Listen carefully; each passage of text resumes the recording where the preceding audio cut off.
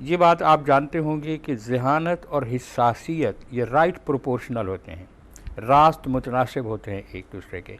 Brain drain Pakistan का सबसे बड़ा मसला, बल्कि तमाम तरक्की पजीर ममालिक जो हैं वो इस मसले का शिकार हैं। बहुत सारे लोग कामयाब भी होते हैं इस चीज़ में, चाहे उनको वहाँ कितनी मेहनत करनी पड़े, वहाँ तक पहुँचने के लिए उनको कितनी तगोदो करनी पड़ती है। ब्यूरोक्रेसी में होता है कि किसी यंग और एनर्जेटिक और इंथुसियास्टिक आदमी को आगे आने का मौका ही नहीं दिया जाता। वहाँ पे गाग लोग बैठे हुए हैं जो ये नहीं चाहते कि उनसे ज़्यादा कॉम्पिटेंट लोग आगे आ जाएं। वो उस वक्त तक मुज़तरब रहता है जब तक कि उसके पोटेंशल के इजहार का कोई जायज़ ज़रिया उसे मुयसर नहीं होता। कैसर साहब के इस पॉइंट के ऊपर कि ये जो जनरेशन है ये एक पीछेन जनरेशन है। कराची बहुत ज़्यादा लोग जाते थे, जैसे कि वहाँ पे जी लोग कहते थे गरीबों का माई बाप ये शहर है। मैं ये महसूस करता हूँ कि इकनॉमिक और ये सारे जो आपने अवामिल गिनवाए हैं ब्रेन ड्रेन के, वो सब भी अपनी जगह पर मुअस्सर होंगे। दूसरी बात यह है कि अब रिसेंटली गैलप का सर्वे हुआ जिसमें 62% लोगों ने कहा कि हम मुल्क छोड़ के जाना चाहते हैं। इसमें ये सारी यूथ नहीं थी। हुकूमत तो रिप्रेजेंटेटिव होती है कौम की, लिहाजा अगर कौम में पॉलिटिकल विल हो किसी चेंज को लाने की तो कोई सख्त से सख्त हुकूमत, बड़े से बड़ा डिक्टेटर उसके रास्ते में हायल नहीं हो सकता। पाकिस्तान में चूँकि मीडिया आज़ाद है और आप अपनी बात पहुँचा सकते हैं, इसलिए और there is always disharmony of interest between periphery of centre and periphery of periphery. अस्सलाम वालेकुम नाज़रीन, प्रोग्राम थर्ड जनरेशन के साथ में हूँ आपका मेज़बान तनवीर। नाज़रीन, इस प्रोग्राम में हम गुफ्तगू करते हैं मुख्तलिफ समाजी और माशरती मसाइल पर और ये जानने की कोशिश करते हैं कि हमारी थर्ड जनरेशन जो कि हमारी यूथ है उन प्रॉब्लम्स के बारे में क्या राय रखती है।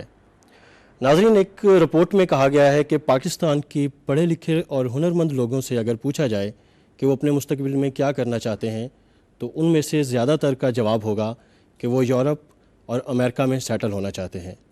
जी हाँ, ब्रेन ड्रेन पाकिस्तान का सबसे बड़ा मसला, बल्कि तमाम तरक्की पजीर ममालिक जो हैं वो इस मसले का शिकार हैं। पाकिस्तान में ये मसला किस हद तक मौजूद है और इसकी क्या वजूहात हैं, हमारी तीसरी जनरेशन जो है वो इसके बारे में क्या राय रखती है, इसके ऊपर आज हम गुफ्तगू करेंगे। हमने अपने स्टूडियो में दावत दी है तीनों जनरेशन्स के रिप्रेजेंटेटिव को। हमारे साथ मौजूद हैं प्रोफेसर एडी मेकन साहब जो एक सीनियर सिटीज़न हैं, दानिश्वर हैं और तवील तदरीसी तजर्बा भी रखते हैं। वो इस तमाम राय के ऊपर हमें अपने कमेंट्स देंगे। हमारी सेकंड जनरेशन को रिप्रेजेंट कर रही हैं मिस अमर महमूद ख़ान जो एक ब्रॉडकास्टर हैं और रिसर्च करते रहते हैं इस किस्म के डिफरेंट जो समाजी प्रॉब्लम्स हैं उनके ऊपर। और हमारे तीसरे गेस्ट हैं राजा कैसर महमूद जो एक स्टूडेंट हैं IR डिपार्टमेंट के क़ायद-ए-आज़म यूनिवर्सिटी से, और वो आज अपनी यंग जनरेशन की जो सोच है इस मसले के बारे में उसके ऊपर अपनी राय देंगे। सबसे पहले मैं बात करूंगा प्रोफेसर एडी मेकन साहब से। सर, आप हमें ये बताइए कि ब्रेन ड्रेन है क्या? देखिए, मुआशरे की अक़दार वक्त के साथ साथ बदलती रहती हैं। कभी ज़हानत और इल्मियत बावकार ठहरती है, कभी दौलत को वक़ार का ज़रिया समझा जाता है, कभी इक़्तिदार और पावर इसकी मुस्तहिक ठहरती है। जिन औक़ात में ज़हानत से तवज्जो हट जाए और जो इक़्तिदार पर काबिज़ लोग हैं वो ज़हीन लोगों को अपने लिए ख़तरा समझने लगें तो वो इस तरह का माहौल पैदा कर देते हैं कि ज़हीन लोगों को उस एनवायरनमेंट में एक कंफर्टेबल तरीके से रहना मुमकिन नहीं रहता। ये बात आप जानते होंगे कि ज़हानत और हिस्सासियत ये राइट प्रोपोर्शनल होते हैं, रास्त मुतनासिब होते हैं एक दूसरे के। यानी जो शख्स जितना ज़हीन होगा फितरी बात है कि वो उतना ही हिस्सास होगा। लिहाजा जब ऐसे अफराद को ये महसूस होने लगे कि वो मुआशरे पर बोझ हैं, वो इजाफ़ी हैसियत रखते हैं, तो वो फिर ऐसे मुआशरों में अपनी पनाह ढूंढने लगते हैं जहाँ पर ज़हानत की पजीराई होती है। ये पाकिस्तान के लिए कोई नई इस्तलाह नहीं है ब्रेन ड्रेन की। मैंने डॉक्टर आगा इफ्तिखार हुसैन का एक आर्टिकल पढ़ा था 1980 में, जिसमें उन्होंने first time in the history of Pakistan brain drain in Pakistan की इस्तलाह इस्तेमाल की थी। और बाद में एक नशिस्त में जब डॉक्टर साहब से मुझे बातचीत करने का मौका मिला तो डॉक्टर साहब एक ब्यूरोक्रेट थे basically. He was PhD in management sciences and he was also D.Litt in French literature. और वो सोबोन यूनिवर्सिटी से पढ़े भी थे, वहाँ पढ़ाते भी रहे थे। और सोबोन यूनिवर्सिटी का सिग्निफिकेंस आपको पता होगा कि इनकलाब फ़रांस ने सोबोन यूनिवर्सिटी से जन्म लिया था। तो इस वियन के आदमी से के मुँह से जब मैंने ये सुना कि ब्यूरोक्रेसी में ये हाल है कि जब कोई अपराइजिंग नौजवान कंपटीशन में कामयाब होकर ब्यूरोक्रेसी में आ जाता है तो वहाँ बैठे हुए घाग लोगों की कोशिश होती है कि वो उसको कॉर्नर कर दें, और उनके बैक ऑफ माइंड में कहीं ये ख़तरा होता है कि ये आदमी अपराइज करेगा, मुझसे आगे निकल जाएगा या मुझसे बेहतर परफॉर्म करेगा तो मेरे लिए कंपटीशन की एक सिचुएशन पैदा होगी और मैं कमतर समझा जाऊंगा। इस ख़तरे के पेश नज़र वो उसे खुले लाइन लगा देता है। इस तरह की सिचुएशन का रद्द अमल ज़ाहिर करते हुए जब लोग मुल्क से बाहर जाकर अपने लिए रोज़गार तलाश करने लगते हैं और ये एक रिवाज बनने लगता है तो इस कैफियत को ब्रेन ड्रेन कहते हैं। मिस अंबर, मेकन साहब ने ब्रेन ड्रेन की एक इस्तिलाह हमारे सामने बयान की और पाकिस्तान के हवाले से ख़ास तौर पे जो यहाँ पे सिचुएशन पेश आती है और लोग यहाँ से बाहर जाते हैं उनकी रीज़न्स के ऊपर उन्होंने एक रोशनी डाली। आप सेकंड जनरेशन को रिप्रेजेंट कर रही हैं और मेगन साहब ने जिस रिसर्च का हवाला दिया, जिस डॉक्यूमेंट का हवाला दिया वो 1980s की बात की। सही। तो आप क्या समझते हैं कि 1980s में ऐसे हालात थे जिसकी वजह से कि हमारा जो ब्रेन है उसको बाहर अपनी पनाह ढूंढना पड़ी? देखिए, बहुत सारी बातें इन्होंने हाईलाइट की हैं, लेकिन वो है कि हम लोग तो अपने पॉइंट ऑफ व्यू से देखते हैं। ज़ाहिर है मैं अपनी जो यहाँ पर मैं सेकंड जनरेशन को रिप्रेजेंट कर रही हूँ तो मैं उन्हीं हवालों से बात कर सकती हूँ जो कि मैंने देखा है या अपनी सोसाइटी में या हम लोग ख़ुद इन चीज़ों में से गुज़रे हैं। तो ये वाकई के 80s के बाद से इस चीज़ में इजाफ़ा ही हुआ है, कमी नहीं हुई है। और वही बात इन्होंने की कि बहुत सारे हमारे यहाँ पर जो है वो टैलेंटेड जो स्टूडेंट्स हैं, यंगस्टर्स हैं, लोग हैं, जब उनको अपॉर्चुनिटीज़ नहीं मिलती हैं वो ट्राई करते हैं बार बार के कहीं जिस फील्ड में उन्होंने एजुकेशन ली है उस फील्ड में उनको जॉब नहीं मिलती, बिज़नेस के लिए अपॉर्चुनिटीज़ नहीं मिलती हैं। फिर बैकग्राउंड का मसला होता है, उनका इतना स्ट्रॉन्ग बैकग्राउंड नहीं है कि वो लोग अपने आप को कहीं एडजस्ट कर सकें। तो फिर वो ये अल्टीमेटली सोचते हैं कि हम शायद किसी दूसरे मुल्क में जाके किसी और जगह पे शायद हम अपने लिए एक अच्छा फ्यूचर बना सकें। हर शख्स ये चाहता है कि उसको ज़िंदगी की बुनियादी जितनी भी सहूलियात मैसर हों, उसका मेयार ज़िंदगी बेहतर हो, और उसको बेहतर करने के लिए फिर वो दूसरे मुल्कों का रुख करते हैं। और बहुत सारे लोग कामयाब भी होते हैं इस चीज़ में, चाहे उनको वहाँ कितनी मेहनत करनी पड़े, वहाँ तक पहुँचने के लिए उनको कितनी तगोदो करनी पड़ती है। इतना आसानी से आप नहीं मूव कर सकते। और ये है कि अभी तो कुछ सर्कमस्टांसेस ऐसे हैं कि काफ़ी ज़्यादा मुश्किलात भी हैं, आपको दूसरी मुल्क में आप ट्रैवल इतना आराम से नहीं कर सकते। बहुत सारी रिस्ट्रिक्शंस हैं जो कि मुल्क में हालात चल रहे हैं उस वजह से। तो आप जस्टिफाई कर रहे हैं कि ब्रेन ड्रेन जो है पाकिस्तान में यहाँ की मसाइल की वजह से है और वो जस्टिफाइड है? जी बिल्कुल, इनकी बात को ही मैं कंटिन्यू, फर्स्ट ऑफ ऑल तो मैं इसको कंटिन्यू करूँगी क्योंकि ये फैक्ट है, हम इसको डिनाई नहीं कर सकते और इसमें इजाफा ही हुआ है। और पूरी की पूरी फैमिलीज जो है कैसर साहब से हम पूछेंगे, हमारे थर्ड जनरेशन को रिप्रेजेंट कर रहे हैं। मिस ने तो इस चीज़ को जस्टिफाई कर दिया कि पाकिस्तान के हालात इस तरह के हैं और यहाँ पे होता नहीं है। आप क्या समझते हैं, क्या आप उससे एक एज लेंगे जो हमारी यंग जनरेशन जो है एक सोच रखती है कि उन्हें बाहर के मुल्कों में चला जाना चाहिए, या वो कुछ इससे डिफरेंट सोचते हैं कि पाकिस्तान को भी उनकी ज़रूरत है? शुक्रिया नवीर भाई, आपने मुझे बोलने का मौका दिया। देखें, facts are facts and facts can't be ignored and facts can't be neglected. आप फैक्ट्स को इग्नोर नहीं कर सकते। फैक्ट्स ये हैं कि आपके कंट्री में जब आपके स्टूडेंट्स को आपने जब खुद प्रोफेसर साहब ने बात की कि जो इंटेलेक्चुअल्स होते हैं वो हसास भी होते हैं, they are the most sensitive person. तो जब आपको फैसिलिटेशन नहीं मिलेगी, आपको आपकी एजुकेशन का रिवॉर्ड नहीं मिलेगा, आपको आपके टैलेंट का रिवॉर्ड नहीं मिलेगा, तो डेफिनेटली फिर जो है तो आप को मतलब आप ये फ़ैसला कर लेते हैं या आप ये समझते हैं, अब ये डिसाइड करते हैं कि मेरे लिए इस मुल्क को छोड़ देना ही बेहतर है। देखें, किसी को भी ऐसा अच्छा नहीं लगता अपना मुल्क छोड़ के बाहर जाना, किसी को पसंद नहीं होता और हर आदमी अपने मुल्क को सर्व करना चाहता है। तो यह है कि लेकिन सिर्फ ये जो पैट्रियाटिज़म और हम नेशनलिज़म इसकी बात करें तो ये इससे जो है ना तो सिर्फ पेट नहीं आदमी का भरता। तो आप अगर दूसरी तरफ गवर्नमेंट सेक्टर्स में आप देखें जो जैसे कि अनएम्प्लॉयमेंट है पाकिस्तान के अंदर, और इसके अलावा आपके जो है तो बहुत हाई एजुकेटेड लोग जो हैं तो वो अनएम्प्लॉयड हैं, उनको उनकी मतलब मुताबिक जॉब नहीं मिलती, उनको फैसिलिटेशन नहीं मिलती, तो वो लोग कंपेल हो जाते हैं इस कंट्री को छोड़ने के लिए। और अगर आप इसको सर्वे करें तो मोस्टली लोग दिल बर्दाश्ता होकर मुल्क को छोड़ के जाते हैं। ऐसे नहीं होता कि विलिंगली लोग, हाँ बात विलिंगली इस सूरत में जाते हैं कि जब आपको यहाँ पर बेटर अपॉर्चुनिटी आपको अपनी स्टडीज़ के हवाले से नहीं नज़र आ रही होती, या आप जिस आप एरिया स्पेशलाइज करना चाह रहे होते हैं, आप उसको के लिए अब आप मुल्क से बाहर जाते हैं। तो यह कि लेकिन मोस्टली जो होता है तो डेस्परेट लोग होते हैं जो ये कहते हैं कि मतलब इस मुल्क ने उन्हें कुछ नहीं दिया, तो वो मुल्क को तो छोड़ के जाने पे कंपल हो जाते हैं और वो मजबूर होके जाते हैं। तो और ये हर आदमी की ख्वाहिश होती है अपने मुल्क को सर्व करना, लेकिन मुल्क उन्हें भी तो रिवॉर्ड में कुछ नहीं दे रहा। एक क्वेश्चन मैं ज़रूर करूँगा यहाँ पे कि आपको ज़्यादा शिकायत मुल्क से होती है या आपने से पहले वाली जनरेशन से होती है कि उन्होंने आपके लिए क्या छोड़ा है जिसको लेकर के आप आगे चलें? देखें, ये तमाम चीज़ें को रिलेटेड हैं। आप किसी एक सिस्टम, ये ऑल यूनिट्स हैं विच आर कोहेरेंट, आप किसी एक को अलग करके नहीं रख सकते कि जो है तो सेकंड जनरेशन ने ये आपके साथ एक्सप्लॉयटेशन कर दी, आपके साथ गवर्नमेंट ने एक्सप्लॉयटेशन की या सिस्टम ने की। ये तमाम चीज़ें कोहेरेंट हैं, जो एक पूरा एक्सप्लॉयटेटिव साइकिल बना हुआ है जो आपको जो एक्सप्लॉयट कर रहा है, जो आपकी यंग जनरेशन को एक्सप्लॉयट कर रहा है। तो ये आप ये नहीं कह सकते, ना हम प्रेजेंट गवर्नमेंट को ब्लेम करेंगे, ना हम इसकी जो इससे पिछली गवर्नमेंट है उसको ब्लेम करेंगे, और ना हम जो है तो हम तो ब्लेम करते हैं सिस्टम को। ये जो सिस्टम है ये पूरा एक एक्सप्लॉयटेटिव है, और इसमें तो एक्सप्लॉयटेशन होगी जब आपका ऐसा सिस्टम होगा कि जिसमें आपको, जैसे प्रोफेसर साहब ने कहा कि ब्यूरोक्रेसी में होता है कि किसी यंग और एनर्जेटिक और इंथुजियास्टिक आदमी को आगे आने का मौका ही नहीं दिया जाता। वहाँ पे गाग लोग बैठे हुए हैं जो ये नहीं चाहते कि उनसे ज़्यादा कॉम्पिटेंट लोग आगे आ जाएँ। ये तो हर यहाँ पे पाकिस्तान के अंदर देख लें कि पाकिस्तान का सबसे बड़ा मसला ही अगर आप उठा के देखें तो यही है कि इनएफिशिएंट और इनकैपेबल लोग जो है तो बड़ी बड़ी पोस्टों पर बैठे हुए हैं। तो ये लोग जो है तो कभी इस यंग जनरेशन को आगे नहीं आने दे रहे। तो हमारी तो शिकायत इनसे भी है, बल्कि पूरी जितनी सिस्टम की यूनिट्स हैं सबसे ही शिकायत है। ये कोहेरेंट यूनिट्स हैं, इसको अलग नहीं कर सकते आपके सिर्फ सेकंड जनरेशन से शिकायत है या गवर्नमेंट से है। अच्छा, एक पाकिस्तानी होने के नाते मेरा सवाल में संबर से ये ज़रूर बनता है कि एक ऐसा मुल्क, एक पहली मुस्लिम नज़रियाती रियासत जो एक वजूद में आई और उसके लिए हमारे बुज़ुर्गों ने बहुत सी कुर्बानियाँ भी दी, और हमारे से पहले वाली जो जनरेशन थी, अभी हम थर्ड जनरेशन में दाखिल हो रहे हैं पाकिस्तान में, उन्होंने इतनी कुर्बानियाँ दी और वो वालिदैन थे यकीनन उस वक्त जो हमारी सेकंड जनरेशन थी उसके, तो उन्होंने वो जिक्र भी करते होंगे घर में अपनी कुर्बानियों का जिनसे गुजर करके उन्होंने पाकिस्तान हासिल किया। तो हमारी सेकंड जनरेशन इतना जल्दी उससे परेशान हो गई इन हालात से कि उन्होंने बाहर ही अपनी ढूंढा कि हमें वहीं पे बचत हो सकती है और यहाँ से हमें भागना चाहिए।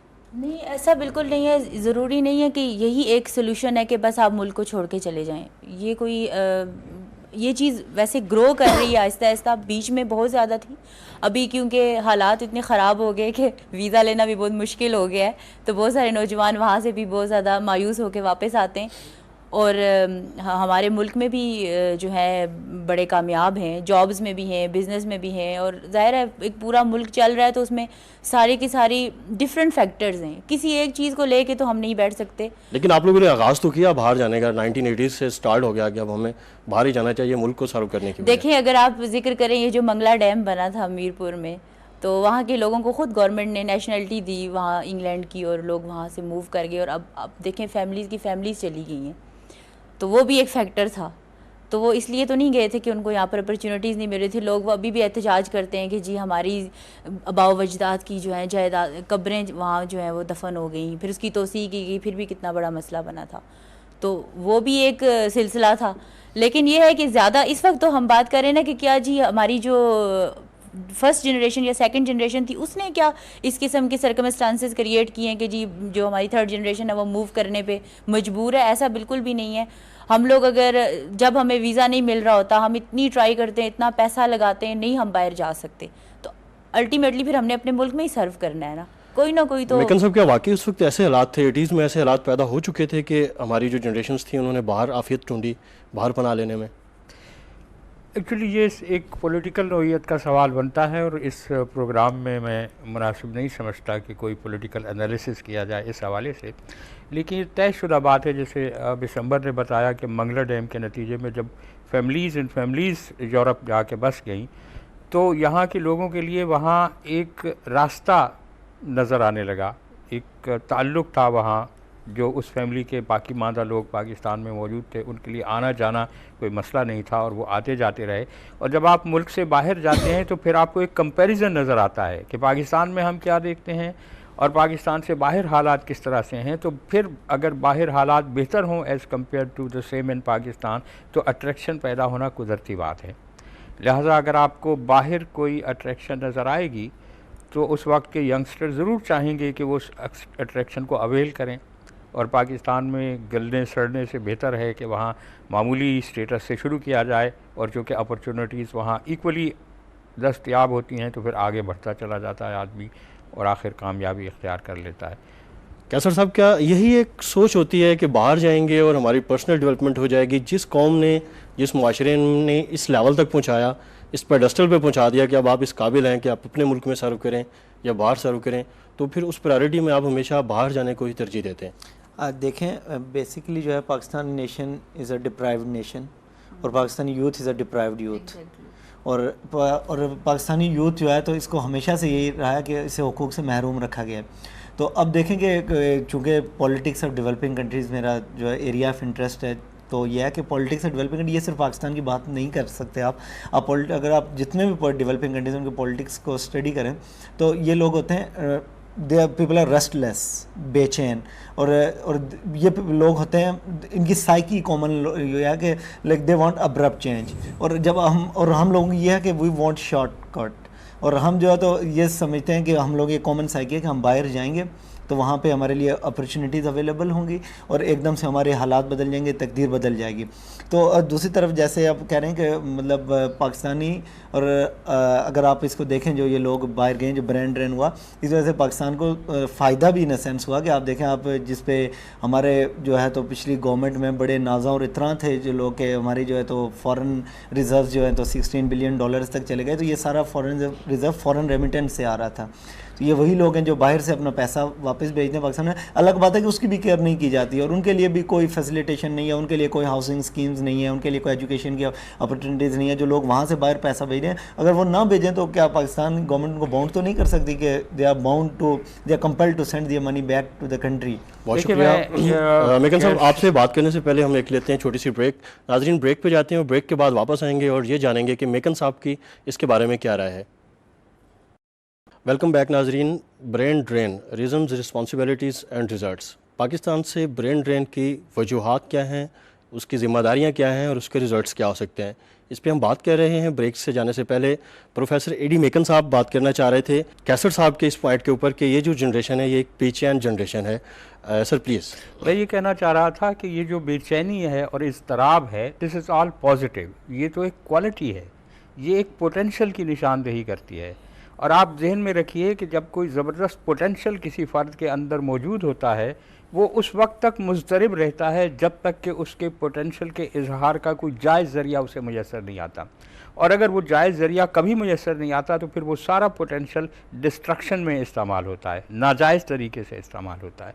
सो ये जो इस जनरेशन को बेचैन रखे हुए है, इनकी सलाहियत कार, अगर हम मिन हैसुल कौम उसको स्ट्रीमलाइन कर लें और उसको चैनलाइज़ कर लें, किसी कंस्ट्रक्टिव पर्पज़ के लिए इस पोटेंशल को इस्तेमाल कर लें, तो दोहरा फ़ायदा हो सकता है। एक तो हम अपनी कौम की तरक्की में एक रिवोल्यूशन ला रहे होंगे, दूसरा जो इस तरह से यहाँ से जहन फ़रार हो के दूसरे मुल्कों में जा रहा है उसको भी किसी हद तक कंट्रोल कर सकेंगे। मैडम, मैं आपसे ये पूछना चाहूँगा कि हुकूमत, मुआशी हालात या बैरूनी कॉरपोरेट सेक्टर, वो क्या वजूहात हैं जो एक मुल्क से दूसरे मुल्क की तरफ ब्रेन ड्रेन की रीज़न्स पैदा करती हैं? देखिए, यहाँ पर आपने 3 चीज़ों का जिक्र किया है और तीनों ही अपनी जगह पे बहुत इम्पोर्टेंट हैं। हमारी जो ये न्यू जनरेशन है, इसमें वो इज़्तिराब की जो कैफ़ियत है, ठीक है कि एक तरफ वो कहते हैं कि ये प्लस पॉइंट है, लेकिन एक तरफ हम इसको प्लस नेगेटिव सेंस में भी लेते हैं, क्योंकि हम लोग इस दौर से जो गुज़र रहे हैं, हमने भी एजुकेशन ली है और अब जॉब्स भी कर रहे हैं और हर तरह के मसाइल हमने भी देखे हैं। लेकिन ज़रूरी नहीं है कि हर चीज़ का मसला सिर्फ ये, इसका हल सिर्फ ये है कि जी आप बस ये अपॉर्चुनिटी ट्राई की, नहीं मिली, उधर कोशिश की, नहीं मिली, बस ठीक है जी, छोड़ छाड़ के सारा कुछ डिसहार्ट होके बैठ के ये शहर छोड़ दिया, एक दूसरे शहर में चले गए। पहले लोग ये करते थे कि छोटे शहरों से बड़े शहरों की तरफ मूव करते थे। कराची बहुत ज़्यादा लोग जाते थे, जैसे कि वहाँ पे जी लोग कहते थे गरीबों का माई बाप ये शहर है, और अपनी ज़िंदगी को जो है ना वो बेहतर तरीके से हम गुजार सकते हैं। आपकी जो जनरेशन थी उस दौर की सबसे बड़ी अपॉर्चुनिटी आपको कराची में मिलती थी। लाहौर भी जाते थे लोग। के बारे में कहा जाता था कि वहाँ कोई भूखा नहीं मरता। जी हाँ, इतनी अपॉर्चुनिटी होती थी कि जो आदमी भी जाता उसको कोई ना कोई रोज़गार मिल जाता था। और बहुत सारे लोगों ने इस तरह से अपनी ज़िंदगी को जो है ना पहले से ज़्यादा बेहतर तरीके से गुजारा। फिर फैमिलीज़ को शिफ्ट किया, उन्होंने एजुकेशन लेना शुरू कर दी, वही कि जी गाँव की तालीम थी, अब शहर की तरफ आ गए। लेकिन अपने ही मुल्क के अंदर ना मूवमेंट होती थी, लोग एक शहर से दूसरे शहर में चले गए, तीसरे शहर में चले गए, और इतना ज़्यादा ज़रूरी नहीं था कि ठीक है चले जाएं बाहर के मुल्क में तो ठीक है, नहीं है तो ना सही। लेकिन अब इतनी सारी चीज़ें मिक्स हो गई हैं कि हर बंदा इतना परेशान है, वो डिसाइड ही नहीं कर पा रहा कि मैं किस साइड पे जाऊं। और सबसे बड़ा मसला माशी मसला है, जिसके पीछे हम सारे, वो कहते हैं man is a social animal, जिसके पीछे हम सब लोग घरों से निकलते हैं और बड़ी बड़ी यूनिवर्सिटीज़ में पढ़ना है, उसके साथ फिर हमने नौकरी लेनी है, फिर तनख्वाह भी अच्छी हो। आप उनको कहना ये चाह रही हैं कि हमारा जो मसला है अपने ही मुल्क में भी हल हो सकता था, बजाय इसके कि हम बाहर के बारे में सोचना शुरू कर दें? बिल्कुल। क्या कहते हैं कैसर साहब? मैं मैम की बात को काउंटर आर्गू करूंगा। मैम ने कहा कि ऐसा नहीं होता कि आपने एक जगह अप्लाई किया, अपॉर्चुनिटी आपको एक जगह नहीं मिली, दूसरी नहीं मिली तो आपने फ़रार का रास्ता तलाश कर दिया। तो ऐसा हरगिज़ नहीं होता कि चूँकि मैम तो ख़ुद एक जॉब होल्डर हैं और जॉब कर रही हैं और मेरे ख्याल में इस वजह से ये ऐसी बात कर रही हैं।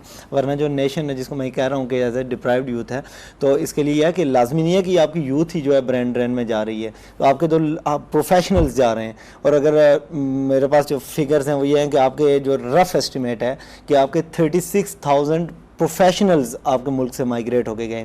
तो इसके लिए मैं वो बात करूँगा कि madam Shafqat Malik, I guess उनका नाम था, तकरीबन ये 10 एक साल की बात है कि अंदर की बात है कि उन्होंने 30 इयर्स रिसर्च की अपनी इसको सेम और थोर के इस प्रोजेक्ट पे। तो जब वो उनके जो डिपार्टमेंट ऑफ एग्रीकल्चर का जो उनका डायरेक्टर चेंज हुआ तो उसने आकर उनकी सारी रिसर्च को टर्मिनेट करवा दिया और उनकी तमाम जो रिसर्च सैंपल्स है वो सारे उठा के बाहर फेंकवा दिए कि 30 साल से इन्होंने जो है तो यूनिवर्सिटी पे कब्जा जमा के रखा हुआ है। तो वो डेस्परेट हो गए, वो मुल्क छोड़ के चली गई। तो आप देखें एक शख्स की 30 ईयर्स की आप जो है तो उसकी मेहनत का उसको ये रिवार्ड दे रहे हैं कि आपने उसके सारे सैंपल्स उठा के बाहर फेंकवा दिए कि जो है तो ये इन्होंने कब्जा जमा के रखा हुआ है 30 साल से लेबॉर्ट्री में, ये जो है तो 30 साल से ये इसको कर रही हैं उन्होंने। और टू टेल यू कि उन्होंने शादी नहीं की शफ़क़त मलिक ने, अपनी इतने वो कमिटेड थे। ये कहती थी कि पाकिस्तान की जो जितनी जो लैंड है जिस पे इरिगेशन नहीं हो रही और जिस पे ये जो काश्तकारी नहीं हो रही तो मैं इसको जो है तो काबिल काश्त बना दूँगी। तो आपने उनको ये रिवॉर्ड दिया। दूसरी बात यह है कि अब रिसेंटली गैलप का सर्वे हुआ जिसमें 62% लोगों ने कहा कि हम मुल्क छोड़ के जाना चाहते हैं। इसमें ये सारी यूथ नहीं थी या ये सारी वो जिसको आप थर्ड जनरेशन कहते हैं, ये सारी वो नहीं थी। और out of this 62% people, 38% people said that we want return back in this country, कि हम इस मुल्क में वापस ही नहीं आना चाहेंगे।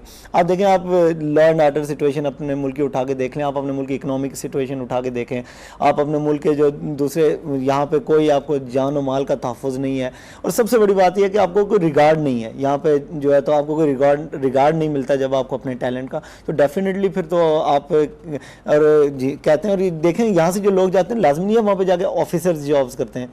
यहाँ के जो यूथ जाती है, यहाँ के जो लोग जाते हैं वहाँ पे जाकर बड़ी ह्यूमिलेटिंग किस्म की जॉब करते हैं। कोई अखबार हॉकर हैं, कोई उस पर गाड़ियाँ धोते हैं और कोई डिश वॉशर हैं। लेकिन इवन देन जो है तो वो वहाँ पे इसलिए सेटिस्फाइड है कि वो उनको ज़्यादा पैसे पे कर रहे हैं। के बाद कुत्ते नहलाने पर भी वहाँ डेफिनेटली बिल्कुल बड़ी शेमफुल सिचुएशन है। बहरहाल मेकन साहब जो बात की इन्होंने कैसर साहब ने कि पाकिस्तान में ये सूरत हाल है कि एक खातून जिन्होंने 30 इयर्स तक रिसर्च किया और उसके बाद उसके पेपर को उठाकर डस्टबिन में फेंक दिया, या वो क्या फेयर्स हैं जिसकी वजह से हमारे जो ओल्डर जनरेशन है वो ये समझती है कि अगर ये काम मंजर आम पे आ गया तो खुदा न खास्ता उनका नाम खराब हो जाएगा। जिक्र पहले भी कर चुका हूँ। फियर दरअसल नाकारा लोगों के ज़हनों में होता है जो समझते हैं कि एक अपराइजिंग नौजवान आदमी है, ये बहुत जल्दी मुझसे आगे निकल जाएगा, मुझसे बेहतर परफॉर्म करने लगेगा और फिर मेरी परफॉर्मेंस अंडर क्वेश्चन आ जाएगी। मैं इसी तरह की एक और मिसाल पेश कर सकता हूँ। डॉक्टर ज़ियाउर रहमान इत्तेफाक से वो हमारे दोस्तों में शामिल थे और दोस्तों में इस तरह शामिल थे कि उन्होंने दूसरी शादी, पहली शादी अमेरिका में की थी, was PhD in agree engineering, और अमेरिकन बीवी से अलहदगी हो गई तो उसने मेरी एक कोलीग से नसरीन सफ्तर से शादी की। इस वजह से वो हमारे फैमिली फ्रेंड हो गए। ये had been working in national agriculture council.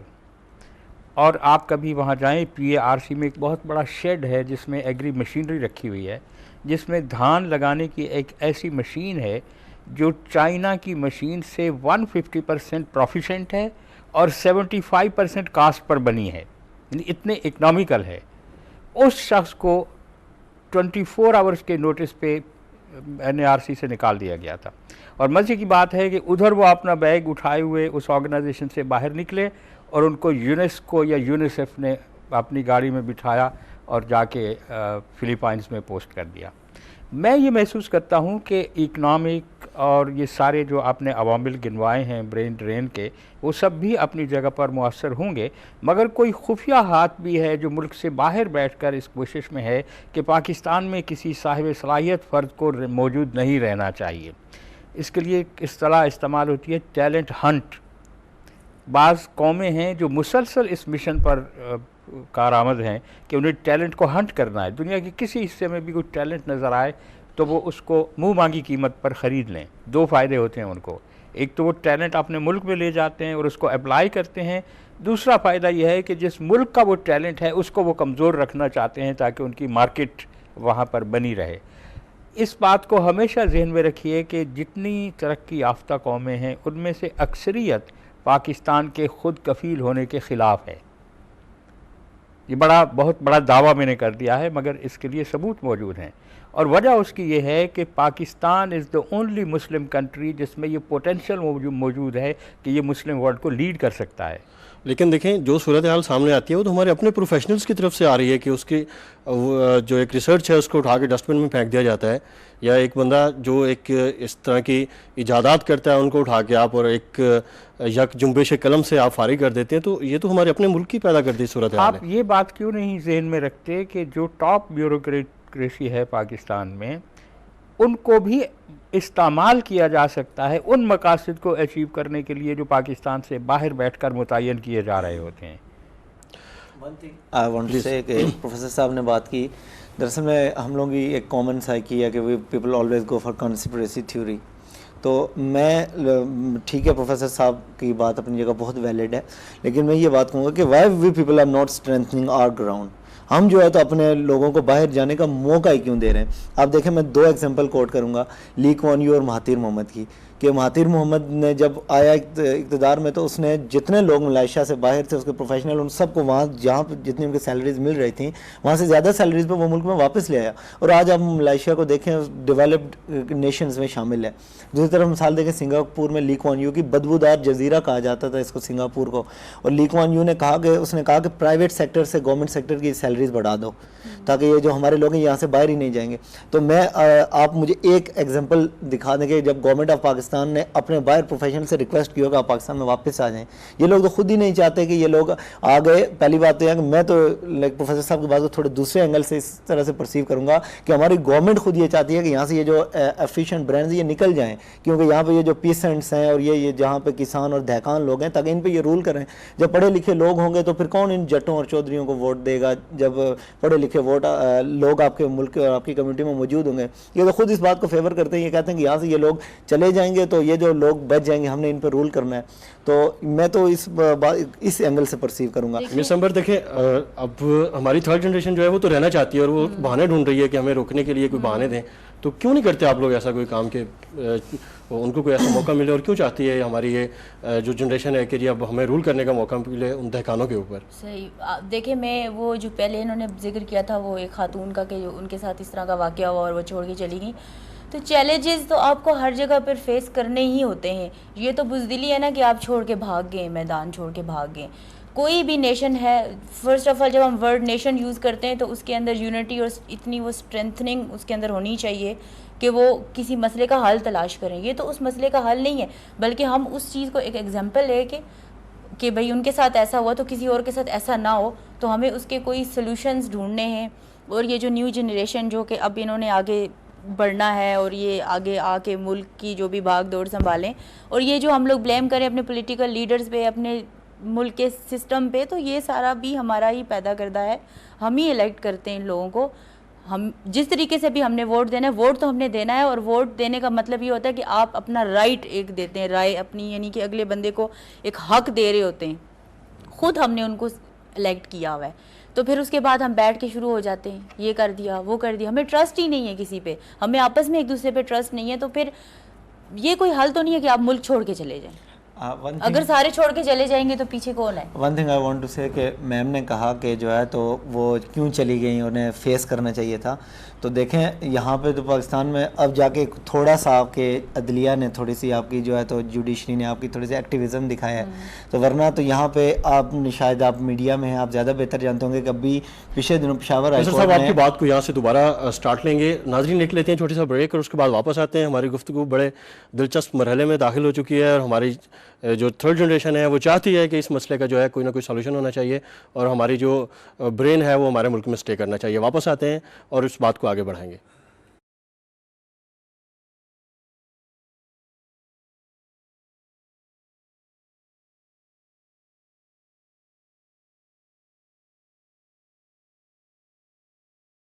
Welcome back नाजरीन। ब्रेक पे जाने से पहले हमारी गुफ्तगू का अख्ताम हुआ था कैसर पे, और कैसर इस बात पे का जिक्र कर रहे थे कि अब पाकिस्तान में चूँकि मीडिया आज़ाद है और आप अपनी बात पहुंचा सकते हैं, इसलिए इन प्रॉब्लम्स को जो है किसी हद तक कवर किया जा सकता है। कैसर क्या कहते हैं आप? मैं बात को वहीं से कंटिन्यू करूंगा जहां से हमने बात को छोड़ा था। तो मैम ये कह रही थी कि उन्हें हालात को यहाँ पे रह के फेस करना चाहिए था, उन्हें मुल्क छोड़ के नहीं जाना चाहिए था। तो आप देखेंगे, मैं इसके लिए एग्जांपल कोट करूंगा कि अभी पिछले दिनों मीडिया में ये इवेंट रिपोर्ट हुआ है कि पेशावर हाई कोर्ट में एक लेडी को डाइवोर्स लेने के लिए 42 साल लिटिगेशन रही है उनकी। 42 साल बाद उन्हें डाइवोर्स मिली और उनकी एज 70 के लगभग हो चुकी थी उस वक्त। तो ये देखें कि अब ऐसे हालात में जब आपके ऐसा आपका लॉ एंड ऑर्डर सिचुएशन है, आपके लिटिगेशन प्रोसेसेस और आपके कोर्ट्स एंड जस्टिस इतना डिलेड जस्टिस है कि जब अपना मकसद ही खो चुका होता है जस्टिस जब आपको मिलता है। तो ये एक थोड़ी सी बात मैं जो इसको को रिलेट करूँगा, जो प्रोफेसर साहब ने एक बात की थी, जो ये कह रहे थे कि जो है तो कुछ अवामिल हैं जो बाहर भी बैठे हुए हैं जो, तो उसके लिए मैं एक चूँकि मैं अपनी ही इस्तेलाह यूज़ करूँगा अपने ही सब्जेक्ट से रिलेटेड, कि जॉन गाल्टन ने अपना मॉडल दिया था, उसमें उसने कहा था कि there is always a harmony of interest between centre of centre and centre of periphery, और there is always disharmony of interest between periphery of centre and periphery of periphery.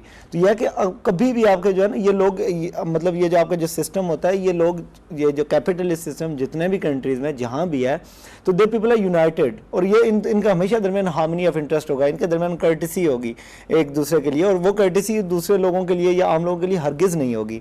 तो यह है कि आप देखें आपके जो ब्रांड ड्रेन आपके मुल्क से बाहर जा रहा है। प्रोफेसर साहब ने भी बात की, उन्होंने डॉक्टर ज़ियाउद्दीन की मिसाल दी। इसके अलावा आप देखेंगे यहाँ पर आपकी इतना टैलेंट है, immense talent in this nation, कि आप देखें अभी आपका वो लड़का अली मोइन नवाजिश जिसने कैम्ब्रिज की तारीख का रिकॉर्ड बनाया 21 एज लेके ए लेवल्स में, और आज वो भी बाहर चला गया, वो भी बाहर उन्हें स्कॉलरशिप ऑफर की, वो पागल था यहाँ पे रुकता। अब जो उसके लिए बेटर अपॉर्चुनिटी थी वहाँ पे वो जाएगा, अपने एजुकेशन का एक्सप्लोर करेगा, ज़्यादा अपना एक्सपोजर बढ़ाएगा, वो वहाँ पे पढ़ेगा, और मोस्ट प्रोबेबल वो वापस नहीं आएगा। और देखें इसके लिए फिर आप जब ब्लेम करेंगे तो आप सिस्टम को ही ब्लेम करेंगे। HEC ने ब्रांड गेन शुरू किया था, जैसे कि ब्रांड ड्रेन के अगेंस्ट, कि कामयाब नहीं हुआ। क्यों नहीं कामयाब हुआ? HEC ने 1400 स्कॉलर्स बाहर भेजे, उनमें से 1200-1300 के लगभग वापस ही नहीं आए। तो अब जब क्यों वापस नहीं है, अब देखें जब आप यहाँ से स्कॉलर भेजेंगे तो आपको उसी अंदाज में, जब वो वापस वहाँ से फॉरेन एजुकेशन लेंगे आएंगे तो आपको उन्हीं को उसी अंदाज में फैसिलिटेट करना, सिस्टम उन्हें अब्सॉर्ब ही नहीं कर सकता, अब्सॉर्ब ही नहीं कर सकता। आप लोग उनको वो मुहैया ही नहीं कर सकते, वो इंफ्रास्ट्रक्चर, लैक ऑफ इंफ्रास्ट्रक्चर है आपके पास। अगर आपका एक आदमी है जो लाइक सॉफ्टवेयर में जो है तो PhD करके आ रहा है UK से या USA से, तो अगर आप उसको इक्विपमेंट ही यहाँ पे नहीं प्रोवाइड कर सकते तो उसने यहाँ रह के तो अपना टैलेंट तो नहीं ज़ाया करना, उसने तो फिर बाहर चले जाना है। जो प्रोफेसर साहब कहते हैं कि जो ये रेस्टलेसनेस है, तो है डेफिनेटली बहुत पॉजिटिव है कि आपकी नेशन है, ईगर है, आपकी यूथ ईगर है कुछ करने के लिए, लेकिन आपका सिस्टम उसको अलाउ ही नहीं कर रहा। लेकिन साहब कौन रिस्पॉन्सिबल है इसका, मौजूदा हुक्मरान या माजी की हुकूमतें? देखिए, आप इसको तारीख़ के आईने में तो देख सकते हैं, लेकिन किसी पर्टिकुलर हुकूमत को इसका ज़िम्मेदार ठहराना कोई आसान काम नहीं है। मैं समझता हूँ कि जब आप हुकूमत की बात करते हैं तो इससे बेहतर ये है कि हम ये सोचें कि कौम इसके लिए ज़िम्मेदार है। सिस्टम्स कौमें डिवाइस करती हैं, हुकूमतें डिवाइस नहीं किया करती।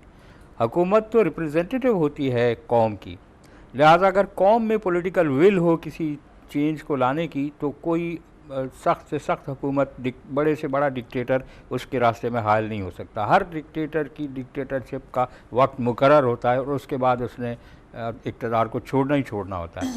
कौम सबसे बड़ी स्ट्रेंथ है, और मैं समझता हूँ कि अगर कोई ज़िम्मेदारी आयद होती है तो तमाम पाकिस्तानियों पर मिन हैसुल कौम आयद होती है। अभी जो बात हो रही थी कि आखिर हम ऐसे पॉलिटिकल लीडर्स को आने ही क्यों देते हैं जो पाकिस्तान के एस्पायरेशंस को समझते नहीं हैं, तो जाहिर है कि कौम भी किसी न किसी तरह से इस खराबी में शरीक हो जाती है जब वो बेहतर लोगों का चॉइस नहीं करती। और मेरा ख्याल है कि अब वक्त इतनी तेज़ी से बदल रहा है कि बेटर चॉइसेस सामने आएंगे, और हो सकता है कि पॉलिटिकल सेटअप इस तरह से आ जाए कि जो इस तरह के बुनियादी मसाइल पर भी तवज्जो देता हो।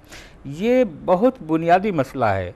वो बड़ी खूबसूरत नज़्म है किसी अंग्रेज़ शायर की कि not gold but only man can make a nation great and strong. कौमें सोने चांदी के अंबार से नहीं बड़ी कौमें बनती। अगर पर कैपिटा इनकम पर और करेंसी की कीमत पर कौमें बड़ी होती तो पूरे का पूरा कुवैत अमेरिका के कब्ज़े में ना होता। दुनिया की अमीर तरीन रियासत कुवैत है, जो यूएसए से भी ज़्यादा पर कैपिटा इनकम है और उनकी करेंसी की कीमत डॉलर से कई गुना ज़्यादा है, मगर पूरी सल्तनत पर अमेरिका का कब्ज़ा है। पूरी हुकूमत में तब्दीली नहीं आ सकती जब तक अमेरिका की आशीर्वाद ना हो। तो इंसान ह्यूमन रिसोर्स जो है ये सबसे कीमती रिसोर्स है, और पाकिस्तान तो इस लिहाज से बहुत खुशकिस्मत है कि जितना भी ब्रेन आप ड्रेन आउट करते हैं आपको यहाँ फिर एक ब्रेन मिलेगा, बशर्ते कि आप उसको तैयार कर सकें। आपको हैरत होगी कि पाकिस्तान के बनने के दिन से लेकर आज तक जीनियस बच्चों के लिए कोई सिस्टम ऑफ एजुकेशन पाकिस्तान में मौजूद नहीं है, और जब हम जीनियस बच्चों को कॉमनर्स के साथ ज़बरदस्ती बिठा के पढ़ाते हैं तो उनकी हालत उस ओवर साइज़ गरारी की होती है जिसको सिस्टम में आप हथौड़े से फिट करते हैं, मैनुअली चलाते हैं, और जब वो अपनी आउटर शाइन इरेज कर देती है तो सिस्टम में चलने लगती है। वो बच्चे अपनी एक्स्ट्रा कैपेबिलिटीज़ को ज़ाया करने के बाद उसमें वो बच्चे फिजियोलॉजिकली ज़िंदा होते हैं मगर इंटेलेक्चुअली मर चुके होते हैं जब कॉमनर्स के साथ वो मूव करते हैं। तो हमने तो अपने टैलेंट को ना तलाश करने की कभी जहमत की है, ना हमको बनाने संवारने की कोशिश की है। क्या वजह है कि इंडिजिनसली पाकिस्तान के सिस्टम ऑफ एजुकेशन से आज तक कोई साइंसदान नहीं पैदा हुआ। ये मैं रिकॉर्ड की बात कर रहा हूँ, पूरी जिम्मेदारी से कह रहा हूँ। जो भी अफराद साइंसदान कहलाने के मुस्तहिक हैं और वो पाकिस्तानी हैं, उनके साइंसदान बनने के अमल में कहीं ना कहीं बैरूनी तालीम का हिस्सा ज़रूर रहा होगा। चलिए इस पर बात आगे करेंगे, लेकिन अभी मैं सेकंड जनरेशन से बात करूंगा। मैडम, ब्रेन ड्रेन से मुआशरे में क्या तब्दीली वाक़या होती है, क्या समझते हैं आप? सबसे बड़ी तब्दीली और सबसे बड़ा नुकसान तो यही है कि हमारे इतने जो टैलेंटेड जो यंगस्टर्स हैं, पढ़े लिखे लोग हैं, वो सारे के सारे दूसरे मुल्क के पास चले जाते हैं क्योंकि उनको वहाँ पैसे ज़्यादा मिल रहे हैं। और जैसे कि इन्होंने भी जिक्र किया, एग्जाम्पल भी ये दे रहे हैं दूसरी नेशंस की कि फ़लाँ ने ऐसे तरक्की की, फ़लाँ ने ऐसे तरक्की की, चाइना या मलेशिया या जो भी हैं, और उसके बाद फिर आप आइडियलाइज़ भी दूसरे मुल्कों के सिस्टम को कर रहे हैं। तो क्यों आप ख़ुद ऐसी आइडियल सिचुएशन में नहीं जाना चाहते? जब आप लोग, आपने एक आसान रास्ता तलाश कर लिया, बस यही एक स्केप है, अवॉइड करो, मत डलो टेंशन में, जिसको अपॉर्चुनिटी मिली है वो निकल जाए। ये कोई सोल्यूशन तो नहीं है। वही बात है, इसमें हमारा पॉलिटिकल सेटअप भी आ जाता है, हमारी सारी नेशन आती है, और सबसे ज़्यादा responsibility in first generation, I am sorry, ये जो new generation, I think third generation जो है, इस पर आती है, क्योंकि इन्होंने एक ट्रेंड सेट करना है। जो हमारे बड़ों ने किया, कुर्बानियाँ दी, मुल्क हासिल किया, सर सैयद अहमद ख़ान ने पहली दफ़ा कौम का लफ्ज़ हमारे लिए यूज़ किया, फिर उन्होंने क्या कहा कि आप लोग क्यों कहते हो हम इंग्लिश ना बोलें, हम स्कूलों में ना जाएं, और उन्होंने कहा कि अपने आप को उनके बराबर लाओ, उस कौम के जो वहाँ पर उस वक्त काबिज थी बरतानवी, उनकी तरफ शिफ्ट ना कर जाओ, कि आप शिफ्ट ना करो, बल्कि उनके स्टैंडर्ड के मुताबिक अपने आप को लाओ, उनसे कम्पीट करो और उसके बाद अपने आप को प्रूव करो। फिर उन्होंने ऐसा ही किया, स्कूल की बुनियाद रखी, फिर वो कॉलेज बना, यूनिवर्सिटी बनी, लोगों ने, मुसलमान कौम ने अपने आप को प्रूव किया, उसके बाद उनको एक आइडेंटिटी मिली और फिर हमारा ये मुल्क आया। उसके बाद उन्होंने ट्रेंड सेट किया, हम लोग उसको कुछ तो लेके चलते रहे। कुछ सर, ये कोई नाकाबिले हल मसला है कि ब्रेन ड्रेन को रोका नहीं जा सकता? डेफिनेटली रोका जा सकता है। मैंने 2 एग्जांपल्स कोट की। मैम ने जैसे बात की कि उन्होंने कहा कि जनरेशन पे ये जिम्मेदारी आयद होती है और मैं आइडियलाइज़ कर रहा हूँ दूसरी नेशंस को, तो मैं साथ में रीज़न्स भी तो बता रहा हूँ कि वो क्यों उन नेशन ने तरक्की की। क्योंकि उन्होंने अपने जो यूथ थे, अपने प्रोफेशनल लोग थे, उनको ज़्यादा फैसिलिटेशन पे वापस लाए। तो आप तो पाकिस्तानी नेशन को ब्लेम कर ही नहीं सकते, क्योंकि आप देखें इसके बावजूद इसके कि जो ऐसे सीवियर इकोनॉमिक कंडीशंस में आपके यहाँ भी ऐसे लोग हैं जो फॉरेन से पढ़ के जो आपके लिए वापस आते हैं। इवन मैं अपनी यूनिवर्सिटी के कई प्रोफेसर हैं जो इवन MIT से पढ़ के आए हैं और आके यहाँ पे इवन सर्व कर रहे हैं, और जिनको ऑफर्स हैं वहाँ पे MIT में लेक्चरशिप्स की, लेकिन वो वहाँ पे नहीं पढ़ा रहे, वो पाकिस्तानी कौम को सर्व कर रहे हैं। आप डॉक्टर AQ खान की मिसाल क्यों नहीं लेते कि वो जो उन्होंने आए उन्होंने पाकिस्तान को सर्व किया। डॉक्टर अब्दुल सलाम सारी ज़िंदगी जो है तो पाकिस्तान आने के लिए बेचैन और बेकरार रहे, लेकिन आपने तो कभी उनको एक्सेप्ट ही नहीं किया। जब नोबेल प्राइज़ मिल गया तो आपने बड़ी खुशी से एक्सेप्ट कर लिया कि पाकिस्तान का नोबेल प्राइज़ है। तो यह है कि आप नेशन तो आपकी बिल्कुल इस बात पे, और जो है आपकी यूथ ये कहती है कि वो पाकिस्तान से नहीं जाना चाहती, लेकिन वो तो मैं कि जैसे पहले मैंने गुफ्तगू का आगाज़ ही ऐसे किया था कि जो है तो आपकी नेशन कंपेल हो गई, आपकी यूथ कंपेल है बाहर जाने के लिए। तो आपने एक और बात की कि इफ़ेक्ट्स क्या होंगे जब आपके ब्रेन आपका बाहर चला जाएगा। तो डेफिनेटली होगा कि रैम्पेंट करप्शन, आपकी करप्शन बढ़ेगी। जो लोग हैं जिनकी हेजिमनी है, जो बैठे हुए हैं, वो वही बैठे रहेंगे और वही नेपोटिज्म के ज़रिए अपने ही लोगों को ऊपर ले आएंगे। पुअर एडमिनिस्ट्रेशन होगी आपके कंट्री में, आपकी एडमिनिस्ट्रेशन, वो लोग लायक लोग आगे जाएंगे ही नहीं। आप देखें, आप अपने कंपेटिटिव एग्जाम्स को देख लें कि आपके कंपेटिटिव एग्जाम्स उस स्टैंडर्ड के हैं कि ये लोग जो एडमिनिस्ट्रेटर करते हैं, जो ब्यूरोक्रेसी में, टॉप ब्यूरोक्रेसी में जाते हैं। तो अगर आप इसके पूरे सिलेबस को और आप इसको पूरा एनालाइज करें तो आप देखें क्या ये स्टैंडर्ड का है कि ये लोग जो ऊपर जाते हैं। आप जस्ट सेकंड डिवीजन ग्रेजुएट को जो है तो आप ब्यूरोक्रेसी में, टॉप लेवल की ब्यूरोक्रेसी में ले जाते हैं, तो क्या सेकंड डिवीजन ब्यूरोक्रेट का मेंटल स्टेटस इतना बुलंद होता है कि वो आपकी पूरी गवर्नमेंट मशीनरी को रन करे? और आप टेक्नोक्रेट्स को फेवर ही नहीं कर रहे, आप टेक्नोक्रेट्स को ला ही नहीं रहे।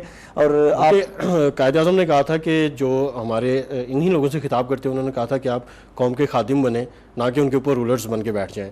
तो हमारी ब्यूरोक्रेसी तो ऐसे समझती है जैसे ये कौम उनकी गुलाम है। और ये तो देखें, वो तो उनकी ट्रेनिंग के दौरान ही उनके जहन में ये बात डाल दी जाती है या उनके दरमियान में, उनके दिमाग में फीड कर दी जाती है कि यू पीपल आर सुपीरियर। वो तो अपने आप को सुपीरियर कास्ट कर रहे हैं। लेकिन उनको सुपीरियर बनाया किसने? आप ये कह रहे हैं कि हम नहीं जाना चाहते, मगर आप ऐसी कोई सिचुएशन भी तो क्रिएट नहीं करना चाह रहे ना कि आप यहाँ रहने के लिए या यहाँ पर सर्वाइव करने के लिए भी तो तैयार नहीं है। आप ऐसा कोई रास्ता भी तो नहीं तलाश कर रहे हैं। बड़ी दिलचस्प सिचुएशन पैदा हो गई है, जैसे कैसर ने कहा कि सुपीरियर सर्विसेज में लोग जो होते हैं वो अपने आप को सुपीरियर समझते हैं। मैं एक दिलचस्प लतीफ़ा यहाँ कोट करना चाहता हूँ कि पाकिस्तान की सुपीरियर सर्विसेज में डाकखाने की सर्विस भी है, पुलिस की सर्विस भी है, कंटोनमेंट्स की सर्विस भी है, ऐसी सर्विसेज भी हैं। एजुकेशन की सर्विस नहीं है। कभी इस पर गौर किया है? क्या सर एजुकेशन को सुपीरियर सर्विस ही नहीं समझा जाता? वही तो मैं बात कर रहा हूँ। आप एजुकेशन तो आपकी प्रायोरिटी कभी रही ही नहीं। आपने तो कभी एजुकेशन पे तो स्पेंड ही नहीं किया। आपने तो एजुकेशन को जो है तो पब्लिक और प्राइवेट सेक्टर में और सेल्फ फाइनेंस और मेरिट में और कोटा और मेरिट में आपने उलझा के रखा। आप इवन देखें, इस वक्त आपका मिनिस्टर ही नहीं है एजुकेशन का, आपके पास फॉरेन मिनिस्टर नहीं है एजुकेशन का। आप इससे अपनी इसकी सिंसियरिटी का अंदाज़ा लगा लें अपनी गवर्नमेंट की। आपकी तो प्रायोरिटीज एक्स्ट्रा वैकेंशिया पे आप खूब स्पेंड करते हैं। अब तो खैर आप ये नहीं कह सकते क्योंकि अब एजुकेशन मिनिस्टर आ गए हैं, सिविल सोसाइटीज काम करी, हमारी जो NGOs हैं वो आई गेस एडवाइजर काम कर रहे हैं। रूरल मिनिस्टर आ गए, तो मिनिस्टर हलफ उठा लिया हुआ है और वो मिनिस्टर है। अच्छा चलें, ओके, आपको मुबारक हो कि फुल टाइम मिनिस्टर आ गए हैं। Okay, I am feeling happy.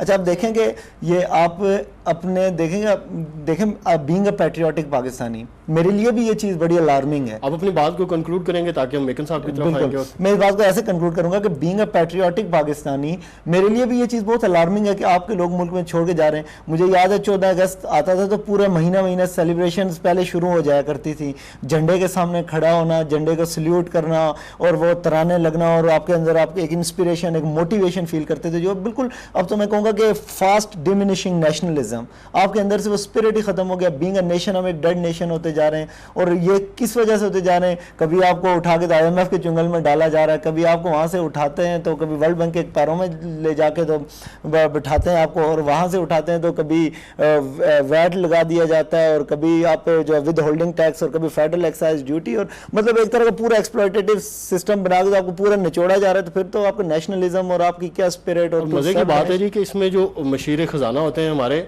वो मशवरा दे रहे होते हैं कि आप ये टैक्स लगा दें और आप IMF की जो शरायत है उनको पूरा कर लेंगे। कभी कोई ऐसी पॉलिसी सामने नहीं आई कि हम अपने मुल्क को, अपने कौम को दे के आ सकते हैं। People have set our priorities. For us, IMF is important, not Pakistani nation.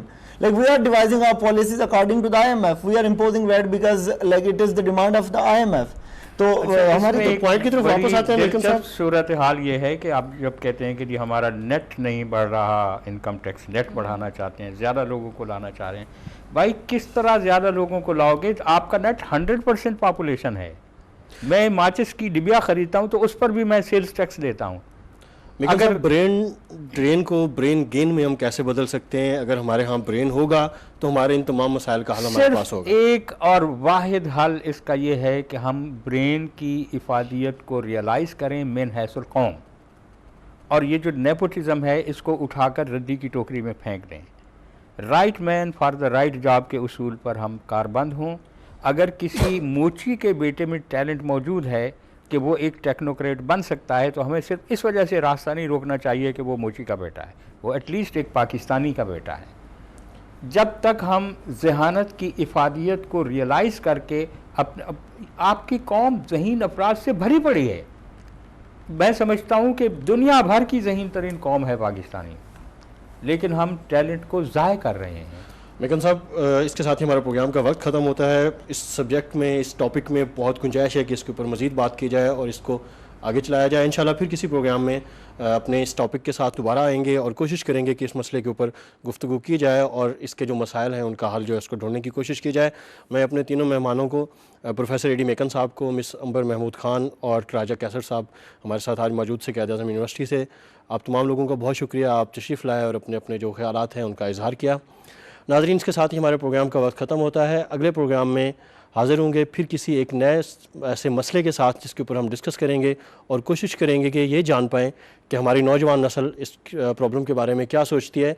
और अब तक जो हमने प्रोग्राम्स किए हैं, हमारी नौजवान नस्ल की तरफ से बहुत पॉजिटिव एटीट्यूड है और हम समझते हैं कि मसले अभी इतने गंभीर नहीं हैं, एक दूसरे को समझने की ज़रूरत है।